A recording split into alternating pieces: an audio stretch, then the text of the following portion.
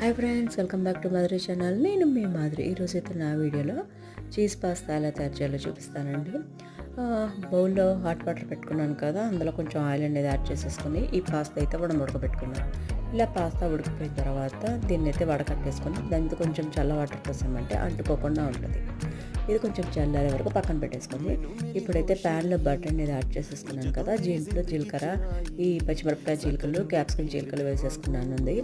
అందులోనే కొంచెం మిరియాల పొడి కూడా వేసేసుకొని ఈ చిల్లీ ఫ్లేక్స్ కూడా యాడ్ చేసేసుకున్నాను. ఇలా యాడ్ చేసుకున్న తర్వాత ఈ పాస్తా సాస్ కూడా వేసేసుకొని ఒకసారి బాగా మిక్స్ చేసేసుకుందాం. ఇప్పుడైతే పాస్తా చల్లారిపోయింది కదా, దీన్ని కొంచెం విడివిడిగా తీసేసుకొని మనమైతే దీంట్లో వేసేసుకోవాలి. ఇలా అంతా వేసేసుకున్న తర్వాత ఇదంతా ఒకసారి బాగా మిక్స్ చేసుకుని ఇందులో నేను పాస్తా మసాలా కూడా యాడ్ చేసేసుకుంటున్నానండి. ఇలా మిక్స్ చేసుకున్న తర్వాత లాస్ట్లో చీజ్ అనేది ఇలా తురిమేసి వేసుకున్నామంటే బాగా మిక్స్ అయిపోతుందండి. ఇంతే అండి, చాలా అంటే చాలా సింపుల్గా ఈ పాస్తా అయితే